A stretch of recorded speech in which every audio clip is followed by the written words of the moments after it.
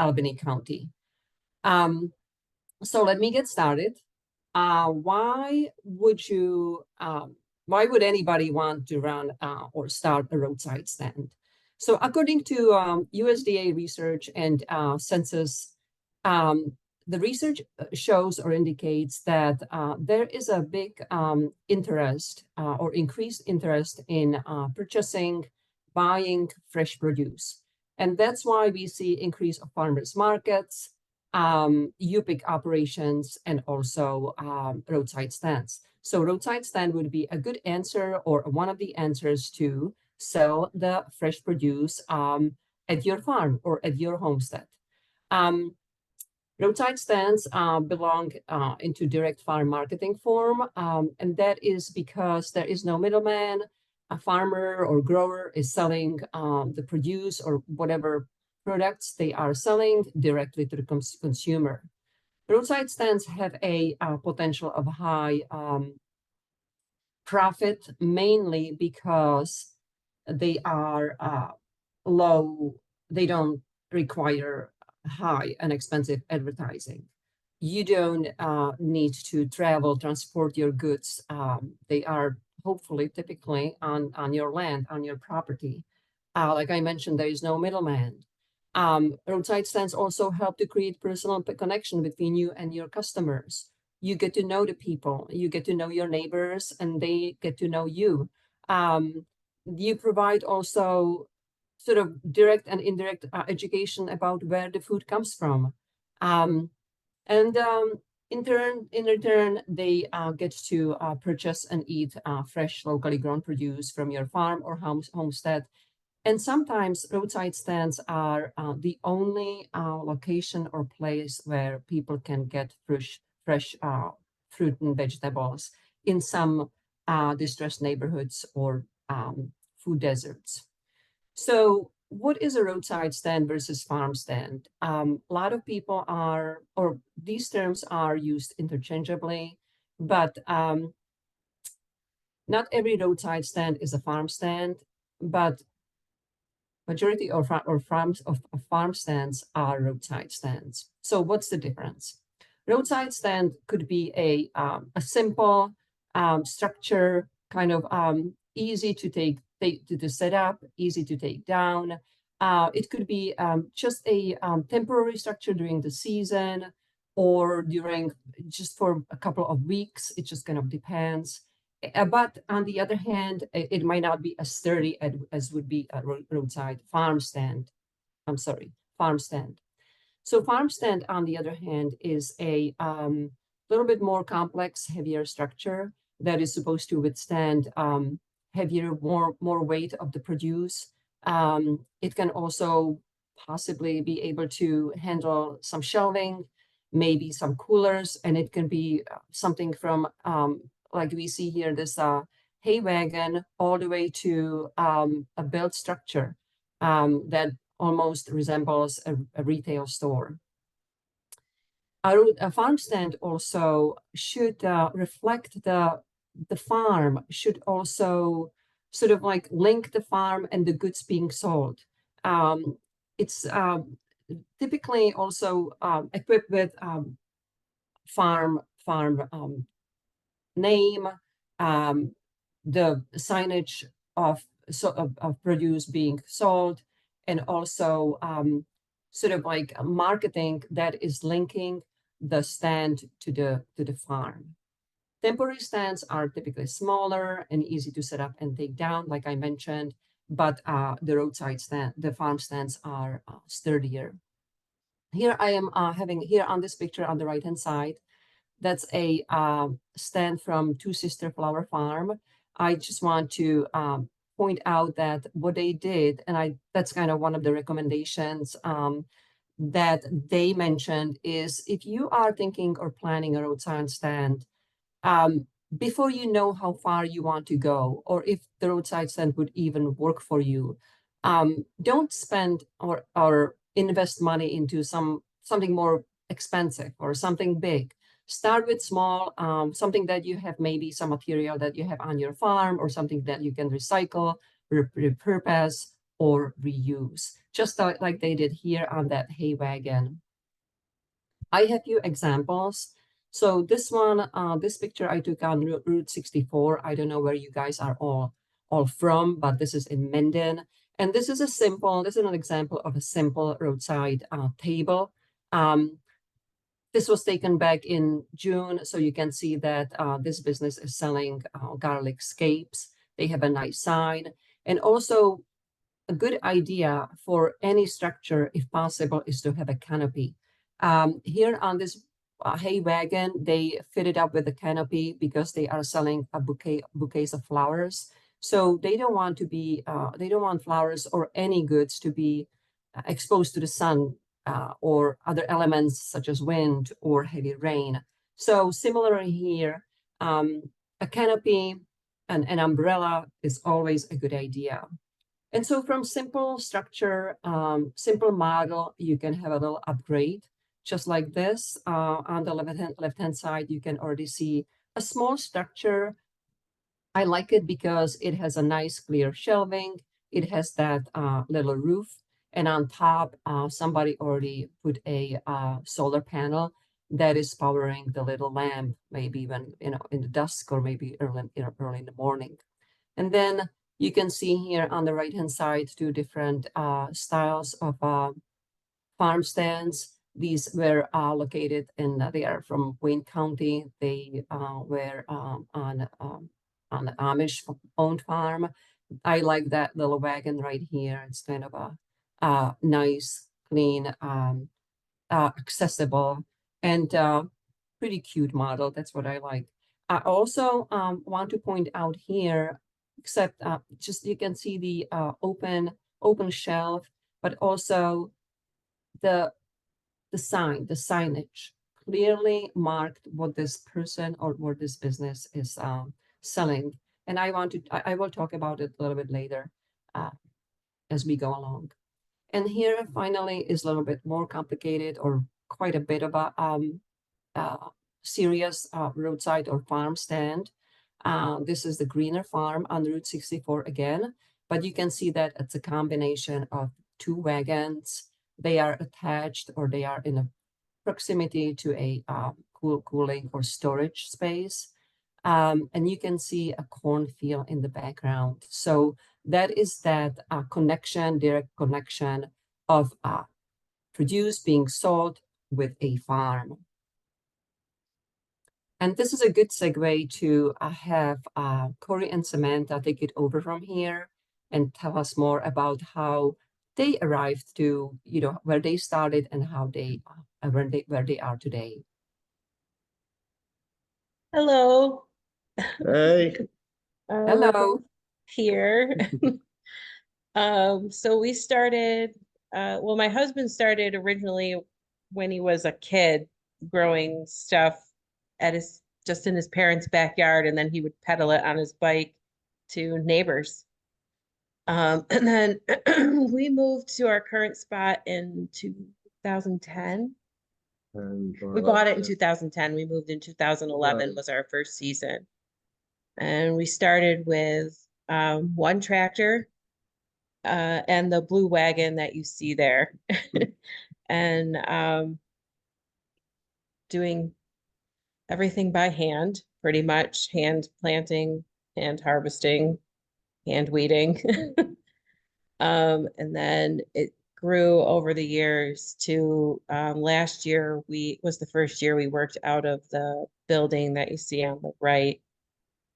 Basically selling all the same stuff, just now we had more coverage and more out of the sun, more out of the rain, and we man it more now. We make change for a lot of people, so we're open from like 9 in the morning until about 6 at night. We have someone down there, usually me, helping restocking, making change, and all that kind of stuff. And then we still have a cash box on the side of the building for people to pay when we're not down there. And we accept Venmo now. A lot of people don't carry cash anymore. And everyone, we don't take credit cards still. People ask all the time, but it's cash or Venmo. And with this year, you can see we added a cooler, which let us have like herbs and raspberries and blueberries and things that don't hold up as well in the sun. Um, we start with flowers typically like in May. What would you say, like around Mother's Day? Yeah, just before Mother's Day. Um, And they go till about July. About July is about the end of it, and then we start with the vegetables. So everything has a time period to it. Usually we have strawberries in June, but this year and last year we had issues with strawberries, so we missed out on that. And then we didn't really start with anything until we had like zucchini, and squash is the first thing to come on, summer squash, and then cucumbers and corn. Uh, now we're into peppers and pretty soon tomatoes. We don't have any greenhouses. Everything's done open field. Um, but we do use plastic mulch now, to help with the weeding. Um, and but we still pick everything by hand. Um, and yeah. Yeah, excellent. That's really good. That's a great start. I have a question regarding your transition from a wagon to a this solid structure, this beautiful roadside stand that almost looks like a store rather than a stand. How was your experience with the zoning office or municipal office? What did you have to do? And what So also propelled you to grow your business, to increase and scale up? The first part with zoning, that was a challenge. So right from the beginning, when we bought the place and we wanted to put the wagon out there, we had a lot of issues with the town. Some of it I think was a misunderstanding. They heard farmers market and not farm stand. And so they wanted to know where all our loading docks were going to be and where our bathrooms were going to be and all this other stuff. And we're like, we're putting out a wagon with vegetables, like, and we live here. So we'll just go to the bathroom in our house. Like they want to know about our employees and everything. And we're like, we are the employees. So some of that was a misunderstanding. But we had to go to like 4 different town meetings. So it took over 4 months for them to kind of give us permission to do what we wanted to do. Then they kind of left us alone, until we put the building up. And then that caused a lot of issues. Um, we had been talking to, part of it was we had been talking to the building inspector and trying to find out what we could and couldn't do and what they were going to want, um, from us in order to do what we wanted to do. In talks with him, he left the job and an intern person was brought in, and it so some of that was had to do with that. Some of it had to do with a special use permit. Originally, when we put the wagon up, they were like, you can do it, but you have to have a special use permit. And so in order to get started, we agreed to that, but we really didn't need it. And that came back to bite us later on when we put the building up, because our the building violated our special use permit because that allowed for us to have 2 wagons, not to have the building. Even though no one comes inside the building, everything that we sell is out on the porch, and inside the building we store boxes. That's where we sit. That's where we um, wash things and put things in quarts, and that's kind of our workspace. Um, but so ag and markets got involved, had to get involved because we put the building up and they came and threatened to shut. They gave us the permit to put the building up, um, on the condition that nobody was inside the building. And so when we opened and we started doing business and people were on the porch, they claimed we were in violation. of our special use permit, and they were gonna hand us a cease and desist and shut us Mhm. down. Mhm. And so Ag and Markets got involved and kind of came to our defense a little bit, and they came to an understanding, and they've left us alone so far. So yeah, our town planning board doesn't like us a whole lot. I don't really know what we did, but we have a lot of support from the community.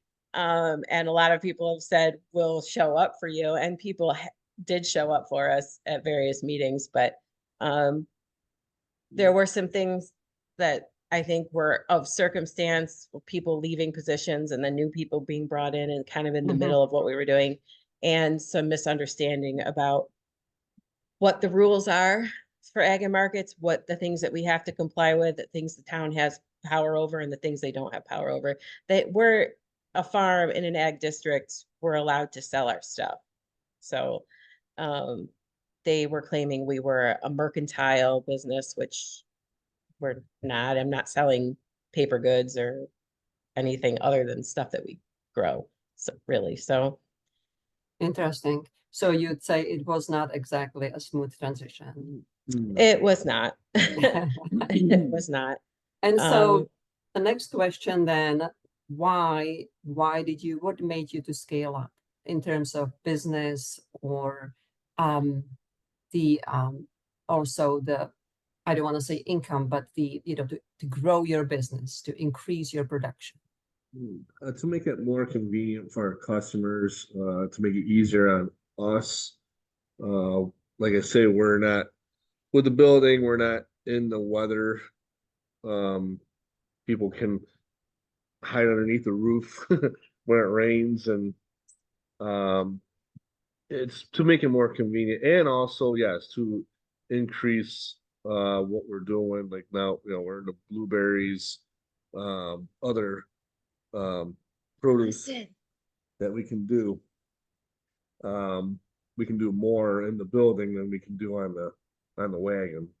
So it does give us opportunity to increase our productivity, and For to like, help the customers out. for example, out when we had the wagon, we didn't have electricity, so we couldn't have the cooler, which meant we couldn't have herbs really out there or raspberries because they would melt in the heat. Yeah. Like a lot of times, like our quart baskets would blow off the stand, they'd get soaked, they'd get ruined, we'd have to throw them away. They were out in the ditch when the wind would pick up. We line the quart baskets with plastic bags so that people can just take the produce and leave us with our containers, and those would blow off and be out in the ditches and in the yard, and we'd be picking them up. So this stops a lot from that happening. That, and we needed workspace. I would have markers and my duct tape and my cards like stolen off the back of the stand a lot of times. So with this workspace, I have place to make tags for things, to store boxes, we supply a couple of local grocery stores and a couple of local restaurants with stuff. So we needed a space to wash those things up and to pack them into boxes, place to keep boxes. And we didn't really have a space for that before didn't have birds in a barn or where equipment was being stored. So we needed that kind of workspace. So as we got more popular, not just as the roadside stand, but with supplying other people, we just needed more space. That's great. So it sounds like you were responding to the customers where there was a higher demand, and then you scaled up your production and increase your sales. Exactly. Yep. Yeah. Yeah. I want to encourage also our participants. If you have any questions for Corey, Samantha, or I, or our presenters during the webinar, put your questions in a chat. Just type them up, and we will answer them as we go. Okay, so if nobody has any questions for Samantha and Corey, we will carry on. We will move on. And the next, I want to mention agricultural district. And And that was actually in response to talking to Corey and Samantha when we were preparing for this presentation. They mentioned it's much easier, or it should be easier, to set up a roadside or farm stand if you are in agricultural district. So what is an agricultural district? And I wonder how many of our participants here know in what district, or if they are in agricultural district. So first of all, what is it? So New York State legislature approved an Article 25AA. You don't have to remember that or memorize this. And that is the New York State agriculture and market law that is supporting farming activities for purpose of food production and other agricultural production, as well as conservation of our land. Each county in New York State has an option, an opportunity to sort of create and propose their agricultural district. Then they submit the proposal to, excuse me, to New York State Ag and Markets for certification. And our New York State um, Department of Certification will take a look, will assess it, and will certify that particular proposal. That's why it's called County Adapted State Certified Agricultural District. So if you want to find out whether you are or you are not in an agricultural district, you can go and talk to your municipal office. Zoning officers should know this, or your county planner. It is easier to set up your stand and do any farming operations if you belong to agricultural district. Jacob, do we have any questions before you move on to zoning and liability? Yes, there was one question for Sam and Corey. Did you have any problems with your cash box system, or So yes, when the first one we had was like a steel box we had bolted to the stand. That one had just a hole at the top, and people started taking like things and pulling money out the top. But we empty it periodically. Like when it was full, we would empty it throughout the day, and it's always empty at night. But when people started pulling cash out, we bought a more expensive box that had like a lip on the inside, so you couldn't pull money out as easily. You can't get your hand in there, and that worked a lot better. And when we put the building up, we used the same kind of box. We did have someone try to bend it up and break into it, but it's like a solid steel box. They didn't get anything out of it. But yeah, people do try. Um, I mean, people take stuff off the stand when you're not looking. It more irritates me when they pull the cash out than when they steal a zucchini, but yeah.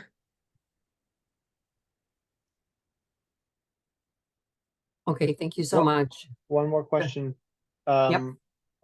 Is Monroe County a right to farm county? Yes, it is.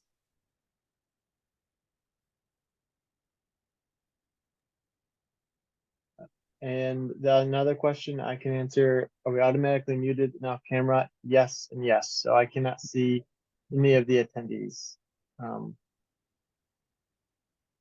That's all the questions for now. Okay. So moving on to zoning and liability, Bree. Hello, my name is Bree. I am a agriculture specialist, certified business advisor at Small Business Development Center here in Niagara County. And thank you, Yarmila and Jacob, for organizing this very timely and much needed webinar. And thank you so much, Samantha and Corey, for already telling your story it resonated so much.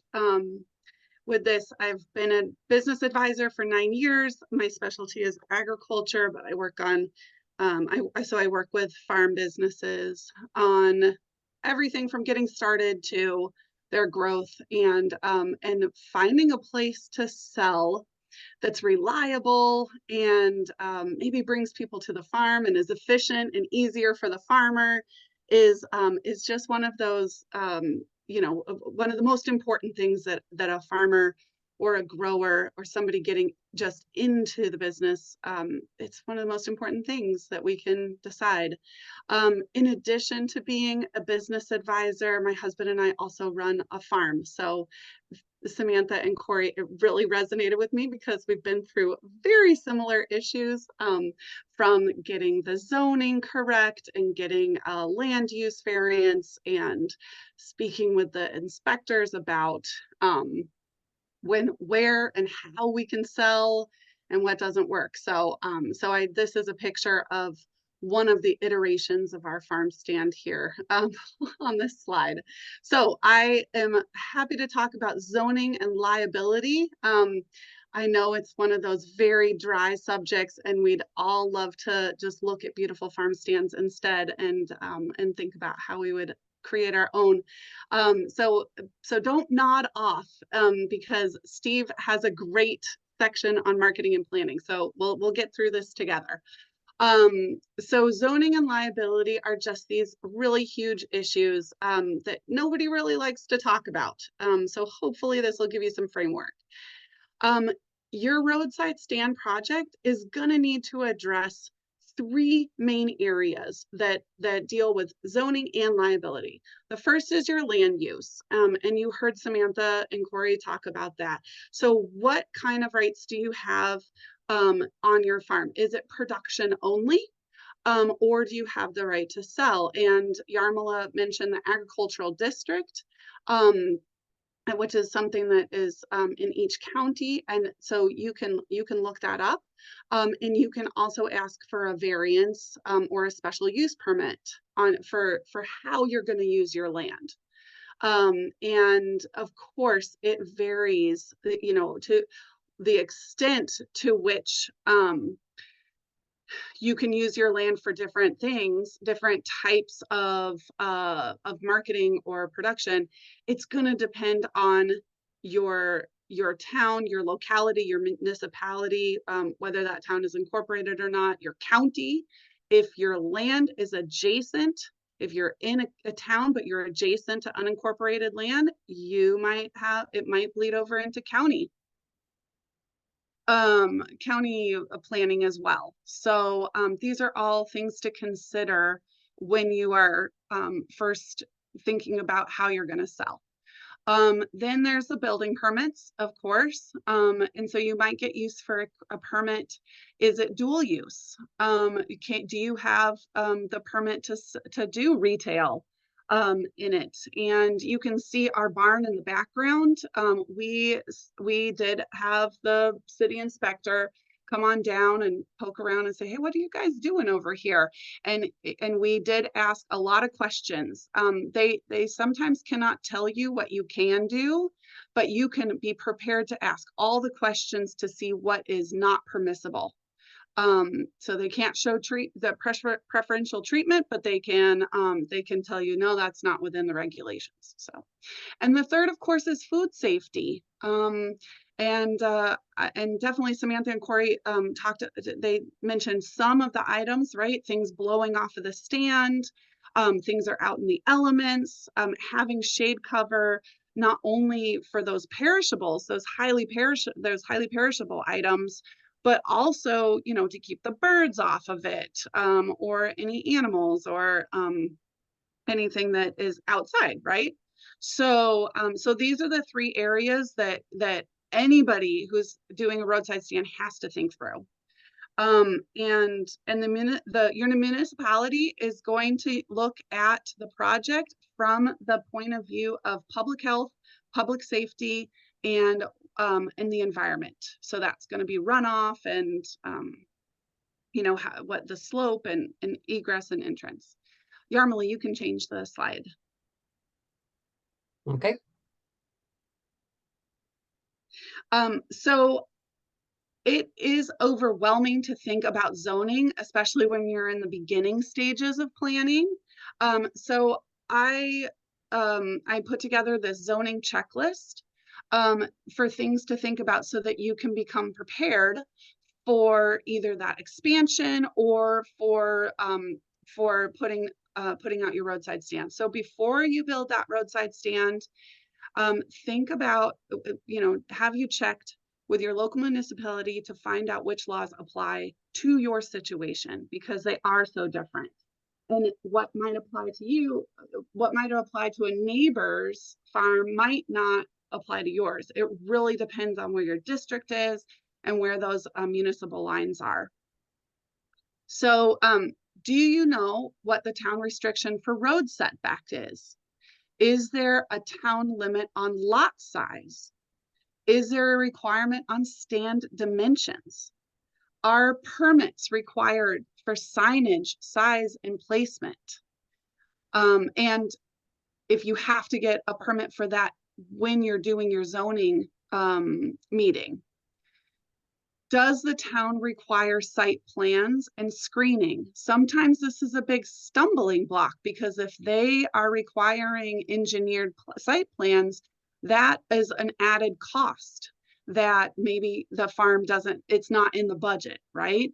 So, so taking a look at what's required for that. Is there any screening involved? And who issues the approvals? Is it the city, the town? Is it the inspector? Are they just pulling permits? Or do you have to go in front of a council? Is there a city council or a town council that is making these decisions? Or the county as well. So that our farm borders the county. So we are in the city, but it borders the county. So we had to do both in order to get our special use permit, our variance. And is your farm in a county or state certified agricultural district? So Yarmila did, that was such a great explanation of what a district is. But as Samantha and Corey were talking about, the ag district can only protect you so much. You still will need to work with your local municipality in order to, achieve the goals that you're looking at. So, so it's a really good idea to call and start talking to find out who issues the approvals, and to start talking, having that conversation before investing in the materials and building a stand. You can change the slide. I have added a little bit more about agricultural districts because I get this question a lot, as I'm sure the extension offices do as well. Is to what degree, to what extent does New York State Ag and Markets exempt farms from the local permitting, or how does it apply to the local permits and laws? And the section 305A has some amendments, because these are questions that have come up before the ag district or ag and markets, and they have ruled on the side of siding with the municipalities. So this was an example from a blueberry farm in New York State that wanted to start a stand in a retail store. So start a farm building, and they thought that they might be exempt because they are a farm, they do production, but the agricultural district really sides heavily with production and leaves retail more to the side of the municipality. So they are not, roadside stands are not necessarily exempt from local regulation. So that's why it's so important to talk to your municipal inspector or zoning, the people that are going to make those zoning decisions. And the section 305 says right in it that farmers should exhaust their local administrative remedies before bringing in ag and markets. Ag district has a review process. And there are 6 questions that are available on their site that that would need to have answers in the affirmative in order to trigger a review of the matter. And the local law, the point of it is that the local law must pose a significant obstacle to the farm operation. And I did notice that Samantha and Corey, your building is you know, the wash and pack station, and specifically your retail is on the outside. And so you know, the obstacle, the significant obstacle is that you wouldn't be able to use your wash and pack station, you know. So I thought that's just such a great example of you know, where the overlap is and where the gaps are in these and how this ag district and ag markets review is applied to specific instances. I can Uh, add to, I'm oh sorry, yeah, sure, go can ahead. add to that a little bit, and that at least in our town in Riga, they didn't know anything about ag and markets. They didn't understand, no one on the board Mhm. understood what even really what an ag district was. So it we knew more about it than they did, which they did not really take kindly to that, I think, some of the people there. And so they're not all town boards are going to know everything about ag district or ag and market Right. law.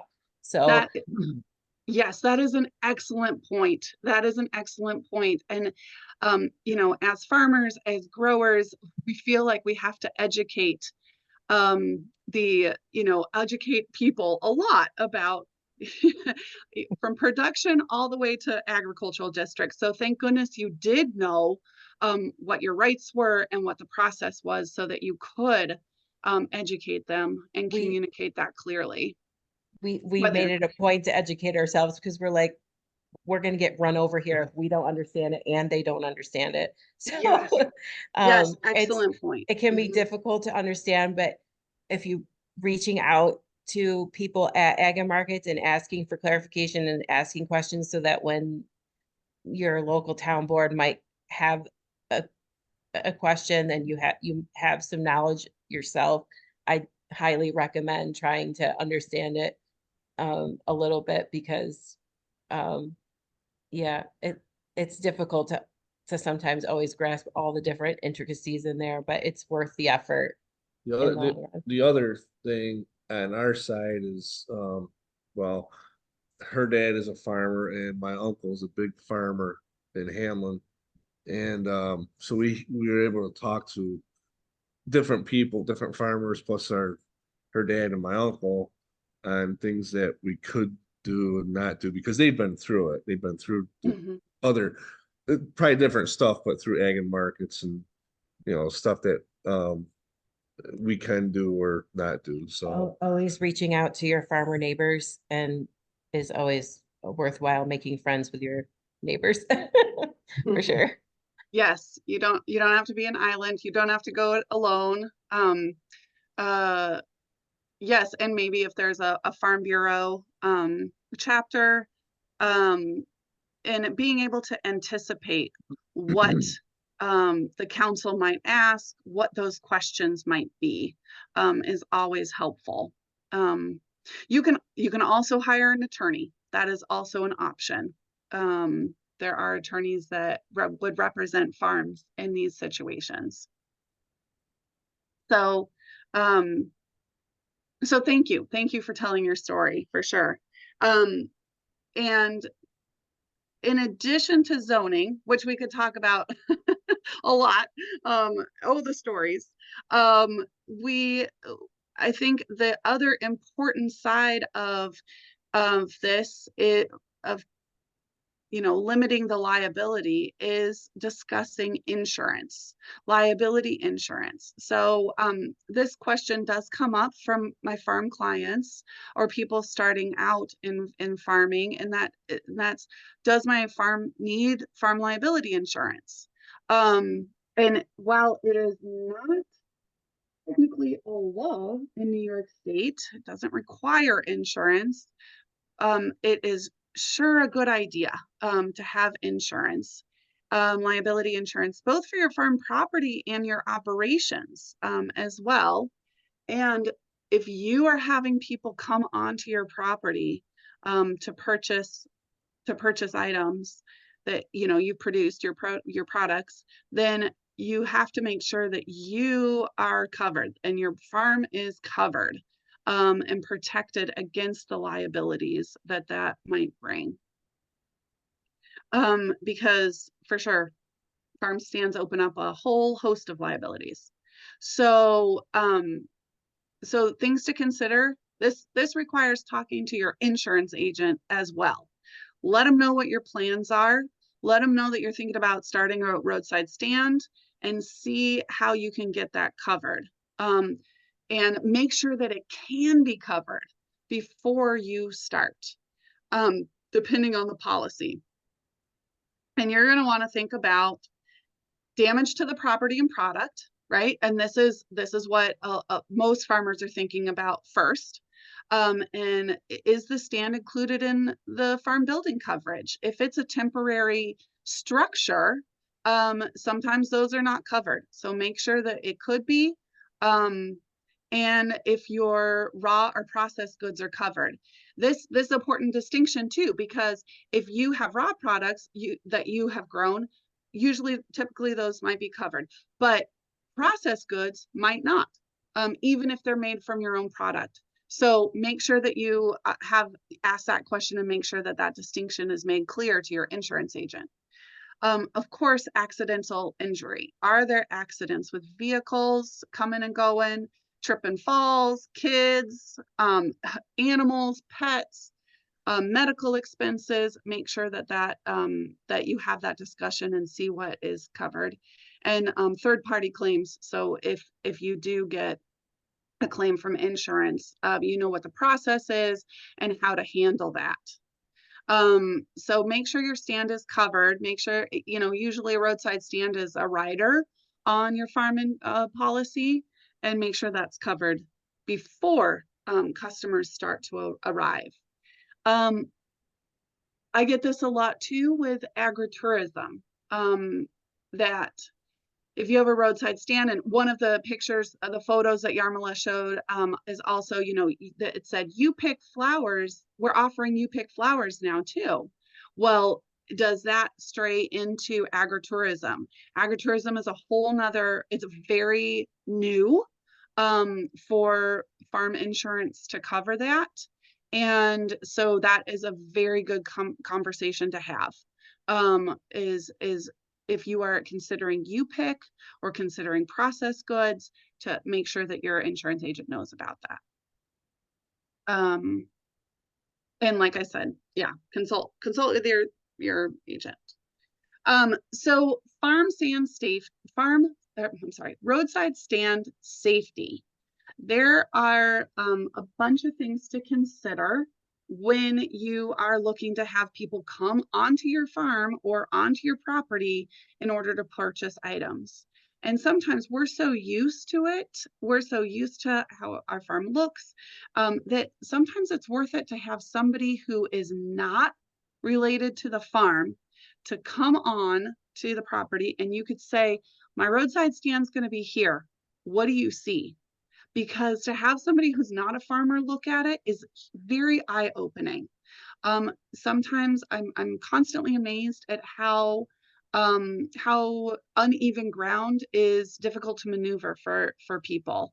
And so to see it's helpful to see it through fresh eyes. So, and you want to ensure that your farm and your customers are safe.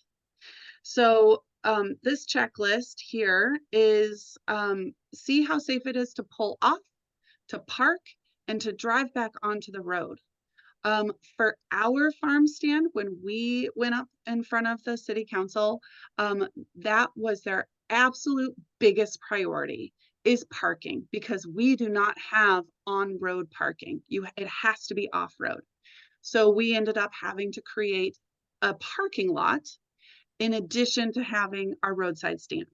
So, so that was an additional thing in the budget that we needed to cover. But that was how they were gonna prove us. And the next thing is, have you critically looked over your farm for any potential hazards? How close is the stand to farm equipment and animals?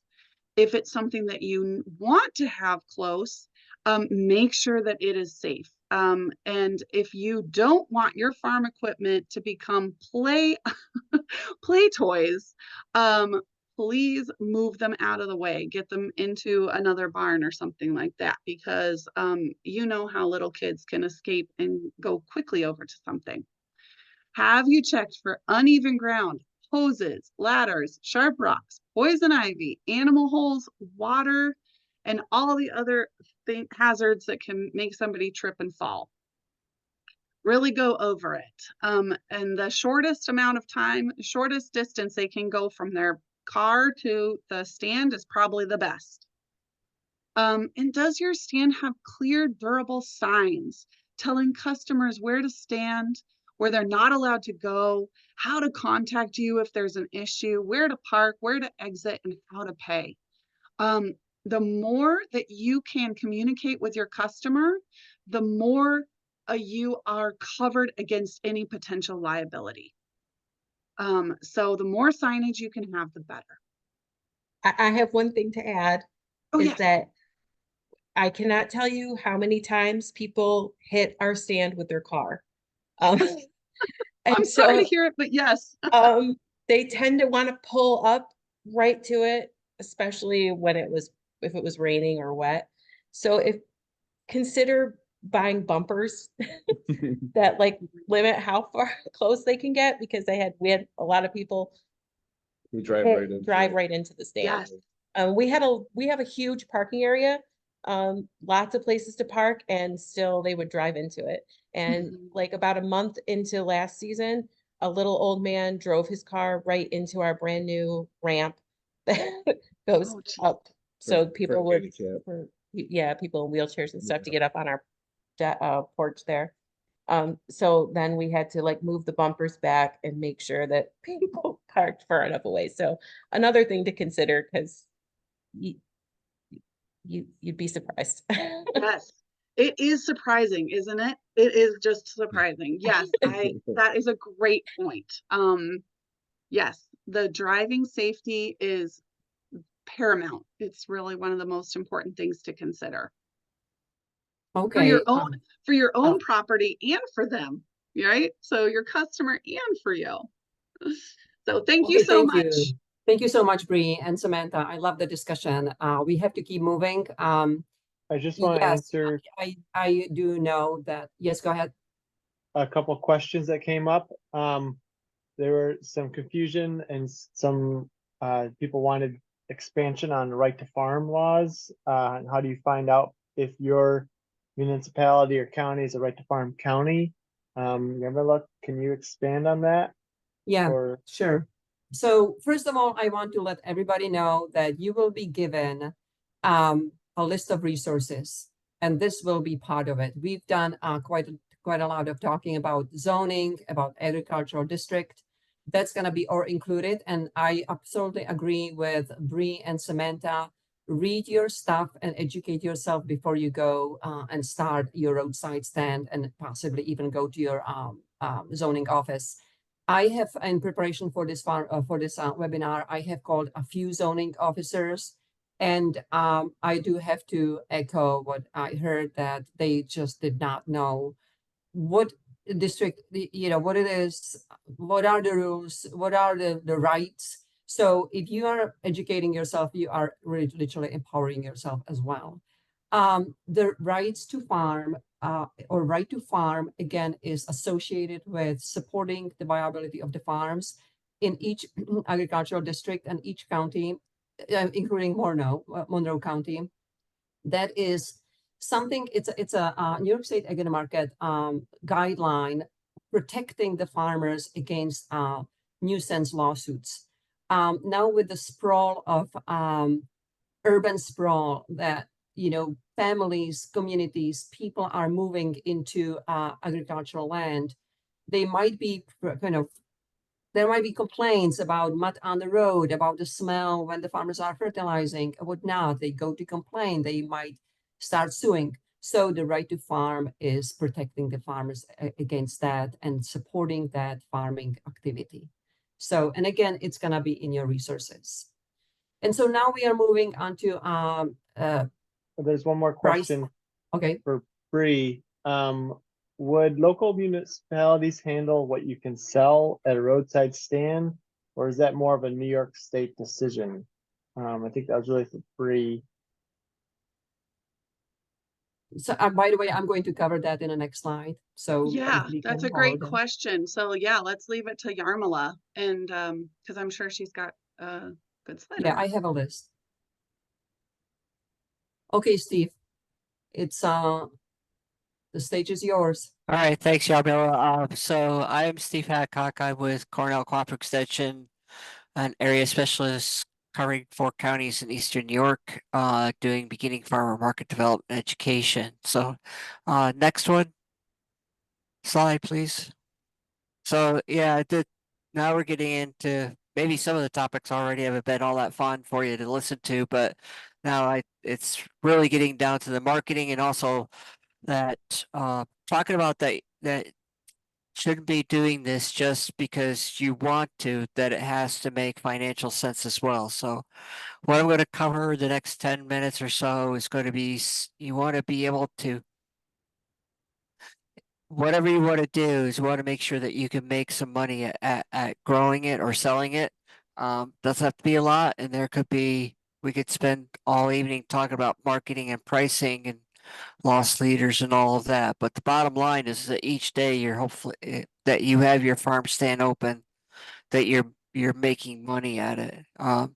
Need to know your customer, and that entails knowing, who's coming by your place, how many people are coming by your place, so on and so forth. Because now you're kind of, instead of going to a farmer's market or some other market channels off of your farm, you're attracting people to your own place.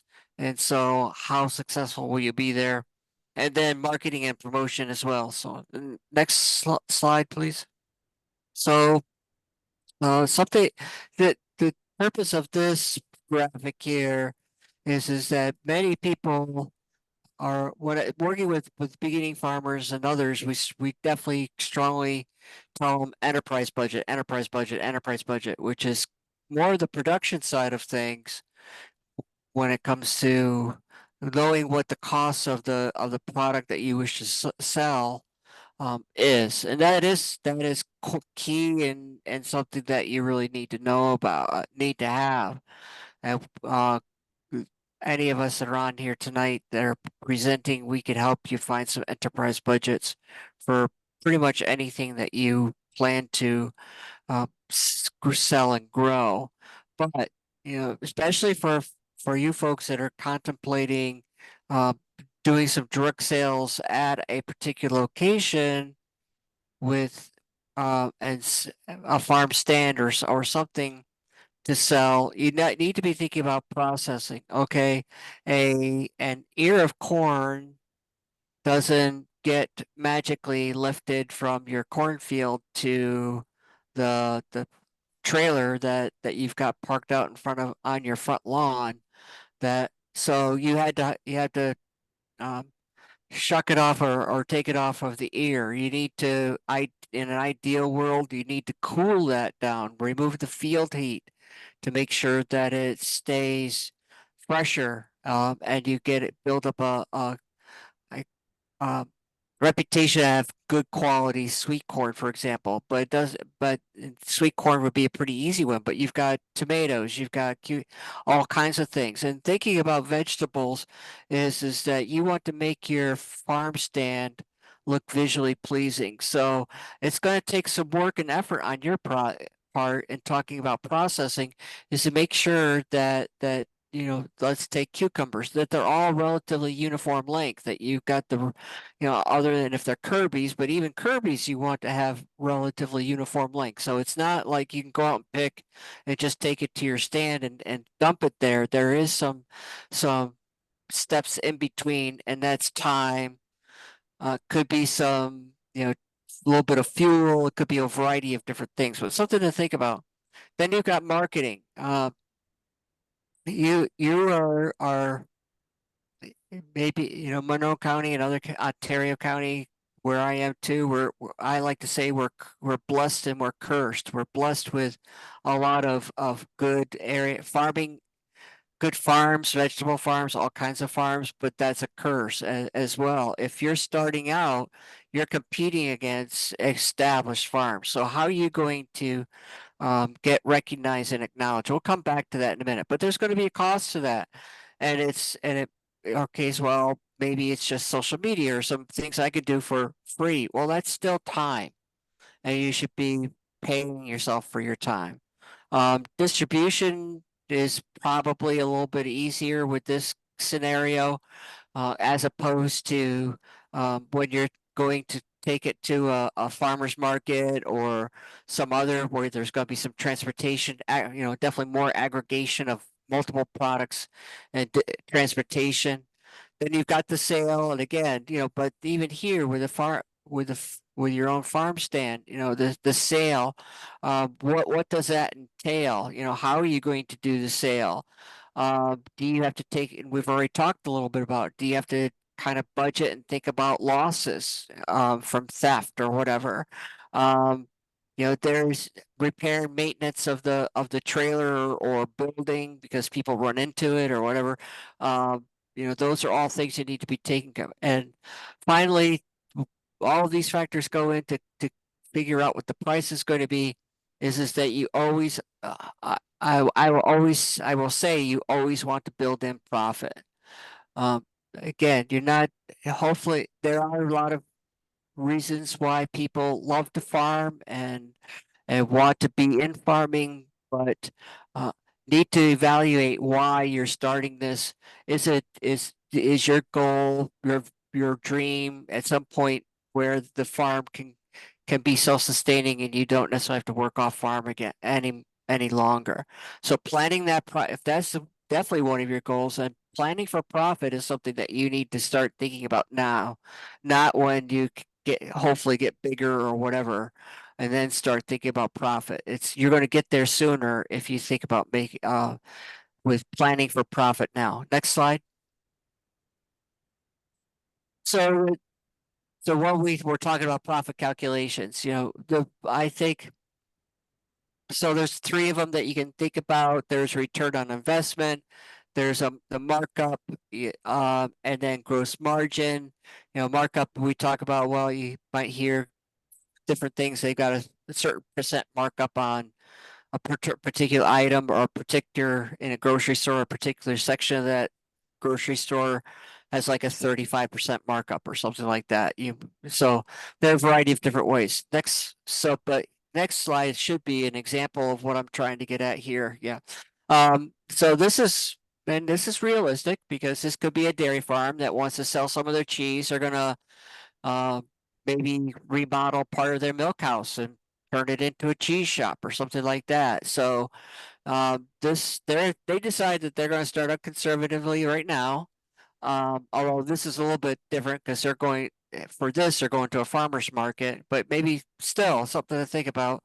They're going to start out with making 1,000 pounds of cheese. Okay, so they calculated it out, and what they're going to pay themselves, you might say, for the milk that's coming from their cows to make this cheese is going to be $2,200 to produce this 1,000 pounds of cheese.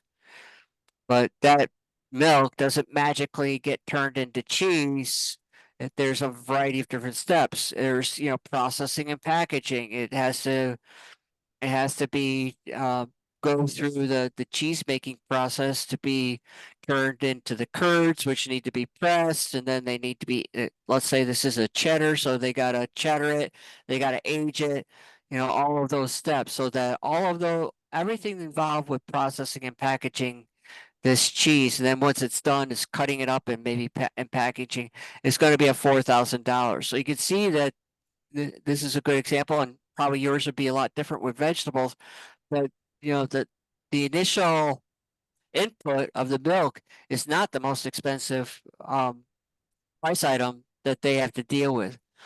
They're being pretty conservative on their marketing costs. It might be some brochures. I would say definitely for you folks, some brochures, maybe some other things. Distribution. They're going to a farmer's market, so they've got to get everything prepared. They got to have coolers. They got to put everything in a cooler. They got to and then take it to the farmer's market, sell it, and then bring all that stuff back and put it away. And so there's a cost involved with that. And then the actual sale is where they're actually at the farmer's market. So you've got the cost of the fee for the farmer's market. You have a tent. You have some other things that you may take to every chairs or whatever that need to be maintained or maybe replaced periodically. So you look there, you can see that the total costs for all of those things so far is around $10,600. Now they're saying, we're planning for profit here. I think that a 35%, or we're going to add 35% to the as a margin to what our total costs are for this cheese. So for making this 1,000 pounds of cheese, we're going to make about $5,700. So that means that their total cost is around $16,323, or that they're going to charge $16.32 per pound for their cheese, which really for artisan cheese is not out of the realm of possibility for them to charge, particularly going to a farmer's market. But the take-home message here is that I want you to impress upon you is that you need to know your costs. One of the best ways to do that is through record keeping. If you're growing anything now, make sure that you've got good financial records of what your costs are.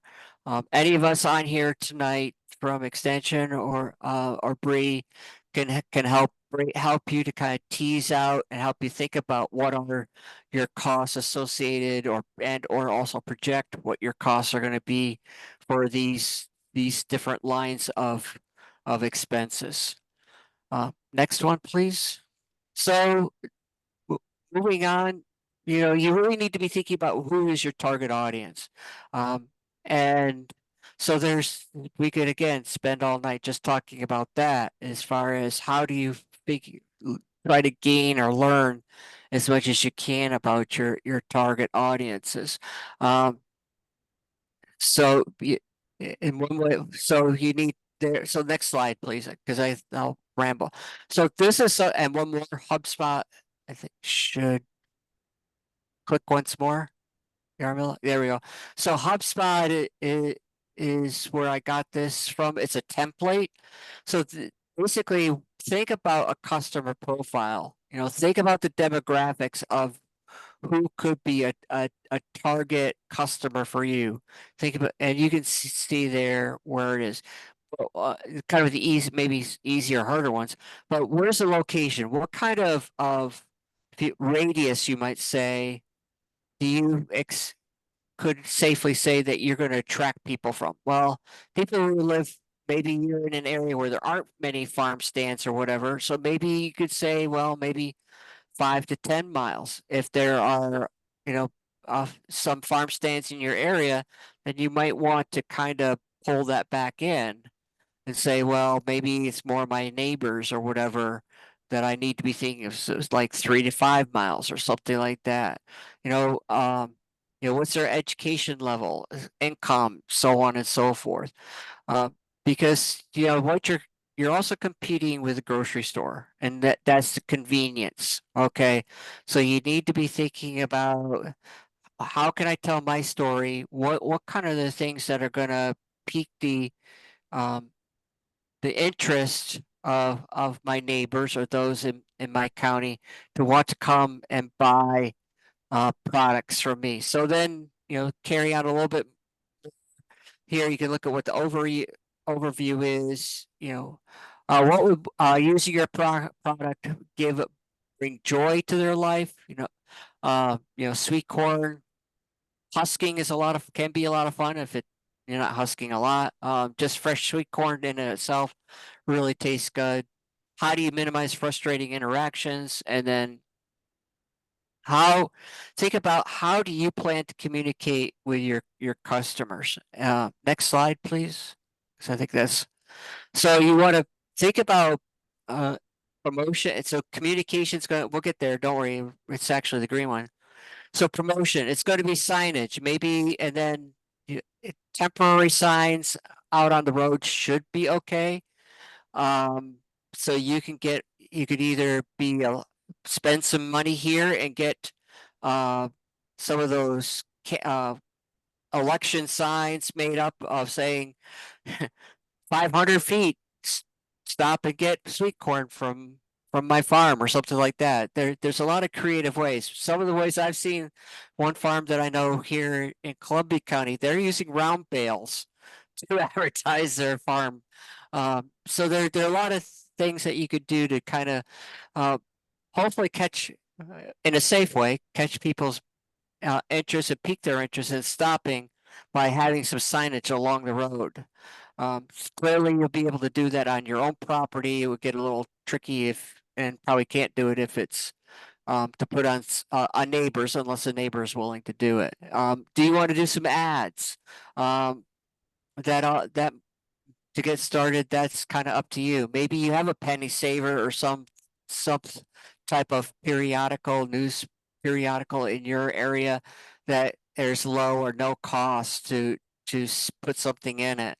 For low cost, obviously social media is great. You can also, I would suggest an email campaign. This may be more for follow-up communication. Would be that if you can build up an email list, things that you need to be careful with those is that you have to kind of study and learn about making sure that your emails are not being flagged as spam, but there are some email um, applications that can assist with you with that. But with email, what you're able to do is say, hey, in the spring, hey, you can kind of give people a breakdown of when things are going to be available at your farm. Certainly social media, pictures are worth 1,000 words. Video is even better. They could show some pictures of your crops growing, seeing you harvest, anything that you can do to leverage social media would be great. And then again, timely communication is going to be, you want to you want to create raving fans. So you want to stay in touch with them and let them know what's going on at your business so that they will hopefully come back and buy more of your products throughout the growing season. Next slide. So thinking about why is yours better? Base pricing is how do you another talk that I give is that you really should be thinking about your competition as well. What does your competitor charge? But what can you do to differentiate yourself with your products other than possibly location, but with the types of products that you're selling versus your competitor? And also don't undersell. Okay. You want people to like you. You want people to come to your place and buy, but ultimately you're gonna be hurting yourself, and you're also going to be alienating some of your farmer friends if they have farm stands or are selling, because you're selling your products for less than they charge. So at least bare minimum is to charge what they're charging, but ideally really should be pushing the pencil and figuring out what you should be charging for your products. Competition might be is that the three most important things in real estate is location, location, location. If you've got a really good location, which makes it super convenient for somebody to pull in and buy some fresh produce from you, maybe that's an opportunity to charge a little bit more than a neighbor, other farmer that might be a little bit farther off the beaten path of a main road or whatever. quality, I cannot emphasize quality enough. And that's getting back to the processing, calling it quote unquote processing, but you really need to keep on top and make sure that you're always putting consistent quality product on your farm stand. Are you offering any conveniences? Are you providing any kind of bags, if you're, plastic bags or others, other kinds of conveniences. And then how long is your season? It could be maybe you're only open for some small fruits or something like that. You know, that's that's going to dictate and kind of your marketing policy or your marketing strategy or overall strategy is going to be a lot different than if you're planning on having something available to sell pretty much through the growing season, summer and fall. So next slide, please. So again, what you're trying to do is try to build long-term customers. So don't overpromise. It gets back, the reliability comes back to it being consistent with the quality of your product and having a sustainable supply. As you can fully appreciate, farming is unpredictable. Something happens. You might have a hailstorm. So that's an opportunity for you to communicate with your customers through social media, email, or whatever. Hey, we got wiped out. Our tomato crop got wiped out with hail or whatever. Sorry, that means that our tomato crop is done for this year, but we're going to have pumpkins, or we might have something later in the growing season. So we'll keep you informed. Come back and see us when that's available. So that gets into the communication. But reliability, think about that is that if you're making a commitment to have this farm stand, that means that you need to stock it every single day. Make sure that it is well stocked, that the products that are there are of good quality. You need to also check it periodically throughout the day, granted, depending on what you have there, just to make sure that that the quality is staying there, so on and so forth. And then food safety, it's something that should, especially if it's eaten raw, that can, again, could be a whole different talk about being aware of that, but just making sure that particularly during harvest and post-harvest, that you're using good food handling or produce handling techniques, so that um, you're reasonably sure that whatever you're putting on in your farm stand is safe and good to eat. So the next slide, please. Okay. Oh, so that's me. That's it. I'm done. Okay, excellent. Thank you so much, Steve. Do we have any questions real quick? Yes, we had one question. So when we're thinking about target customers, we're thinking tourist trade. Does that change how you find out information on your target client? For Steve? No, it just influences it. So so it might be a little bit more difficult, but for the sake of argument, let's say that that's you know a spouse, two adults and two children. Could be kind of, so what, and also says that if you're in a touristy area, what kind of tourist attractions are attracting them? Would be, so then can you think about in your profile of what would make your place appealing for tra for some tourists to um travel through, especially with tourists thinking about it. Are they staying at a hotel? Are they camping?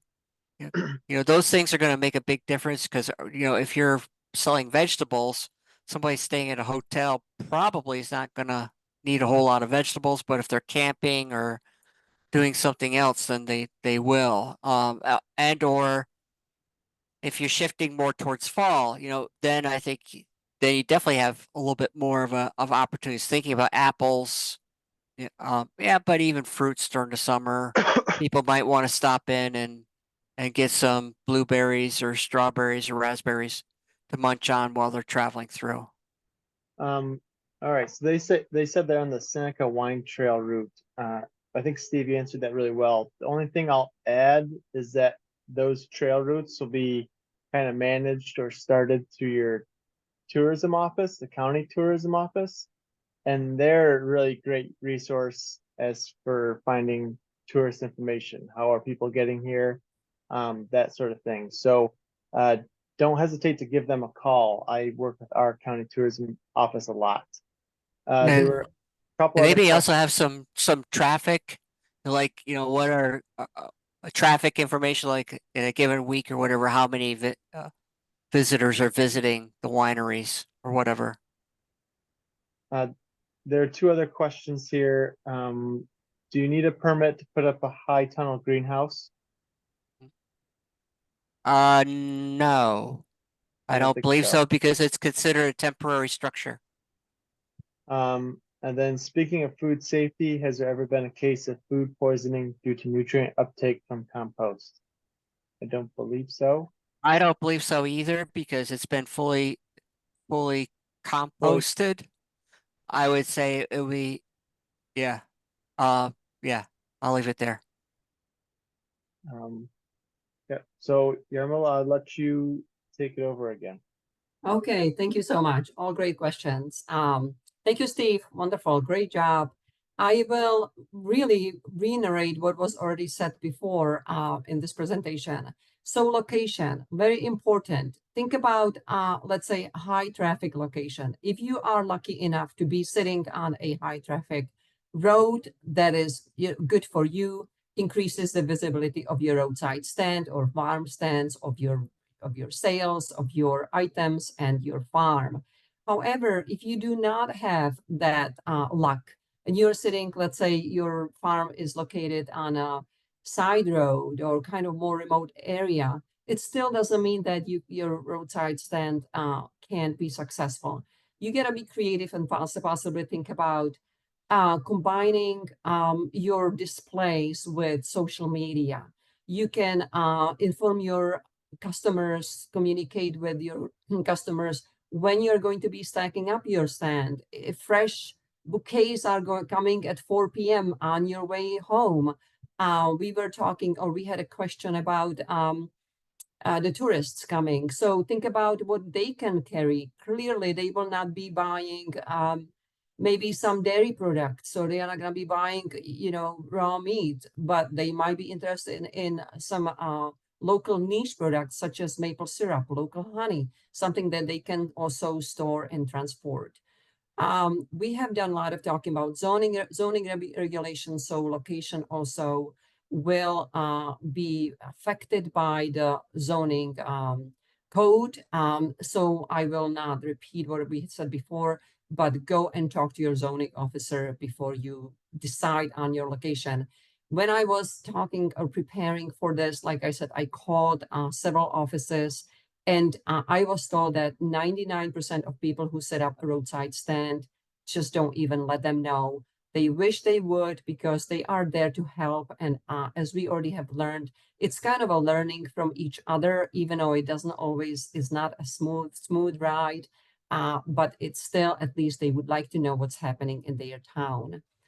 Next thing is visibility, something to consider. You want your roadside stand to be visible. I am here on the bottom picture here. I am back to the open, simple roadside stand with my with the garlic scapes. So when I was driving on the road there, I could see it from a distance. It was, it's a straight stretch of the road, and you can see the roadside stand already from a distance. Again, big, great convenience. Accessory to electricity, water, um, for your coolers, for washing, for storage. That's something that you want to consider as well. And then the competition. So is somebody, what is sold in nearby? Is there another farm? Is there another grocery store or convenience store? What do they sell and what do they not sell? How can you stack your roadside stand with something something different from what has been sold in the neighborhood. Signage, we talked about signage.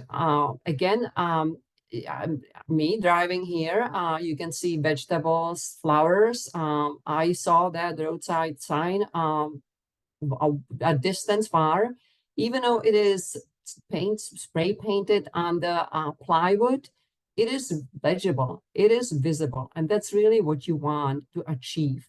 So people can see it from the distance. They have time to think about it. They have time to pull over safely, and you are communicating to your customers what it is that you are selling. Close to the stand, you can advertise. I am selling flowers. I am selling summer vegetables. I have eggs. I am selling fruits, and also a form of payment. Samantha and Corey mentioned Venmo. So a lot of roadside stands are still taking cash.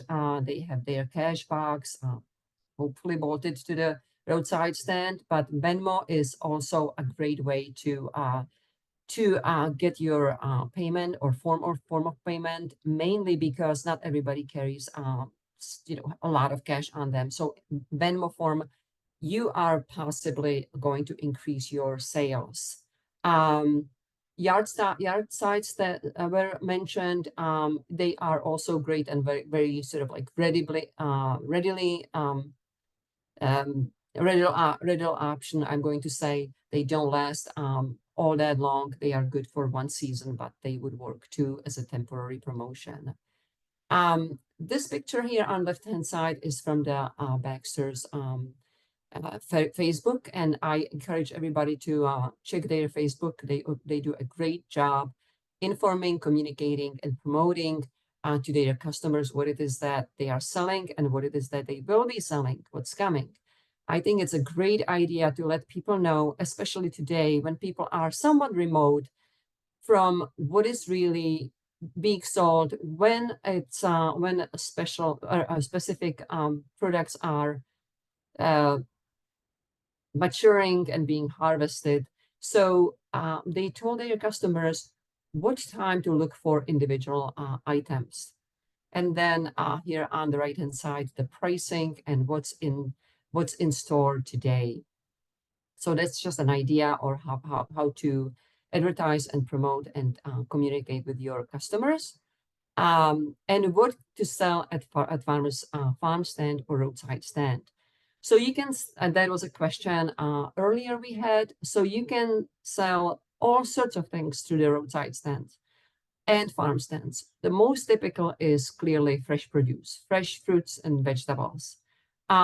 For raw fruit and vegetables, you do not need any permit, and no regulatory requirements are needed. That's same for eggs. If they are clean, they have to be cleaned, they have to be washed, and they have to be properly refrigerated at 45 degrees Fahrenheit or less. Same for honey and maple syrup. Cultivated mushrooms they do not need any New York State regulatory requirements unless they are wild mushrooms.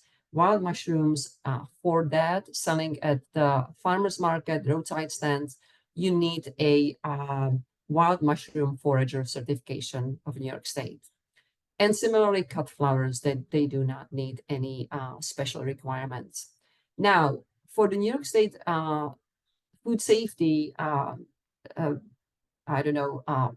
rules and regulations, anything that has been processed like baked goods, jam and jellies, you will need certain, you will need to apply to again markets for certain license or for exemptions. You have them listed here. We are running out of time. I will not be reading this, but again, this is going to be in your handout, so please read it and pay attention to it, and feel free to reach out to any of us with your questions. Yarmila, there were two questions I think would be good to answer right now. Okay.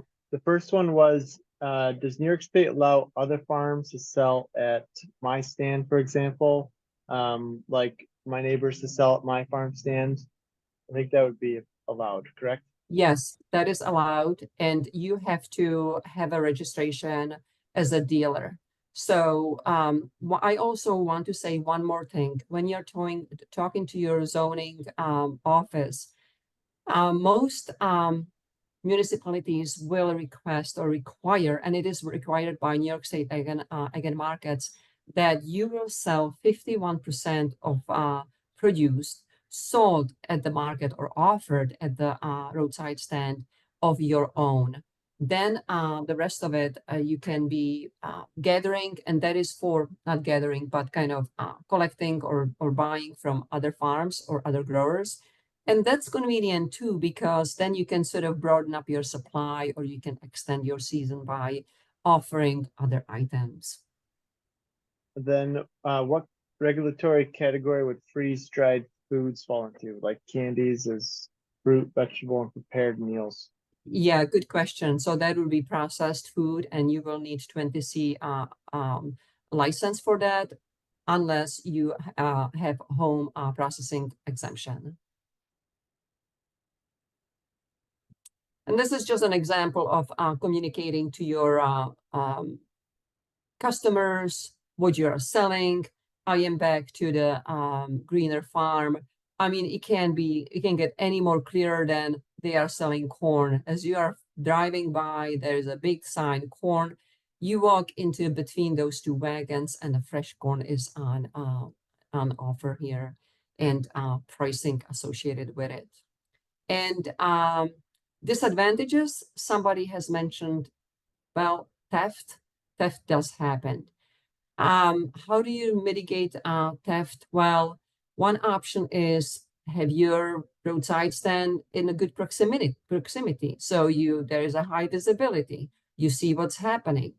You can man your stand. You can have your employee there. You can be there yourself as an owner or another family member. Then, of course, it poses some other I don't know, disadvantages such as time. Then you have to pay employee. You have to be reliant on them also. Another option is installing camera. That is very popular option these days. It's an affordable and reliable solution. And hopefully connecting with your customers, you will have that relationship that they will not feel like stealing from your farm. Here are some examples. Area under video surveillance is one.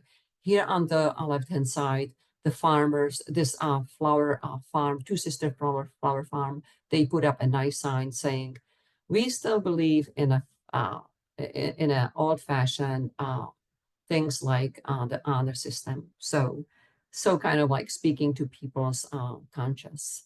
And that's all. Here are our contacts. We will share this recording of this webinar. Like I said, you will also receive the resources associated with it, with the content. Any more questions?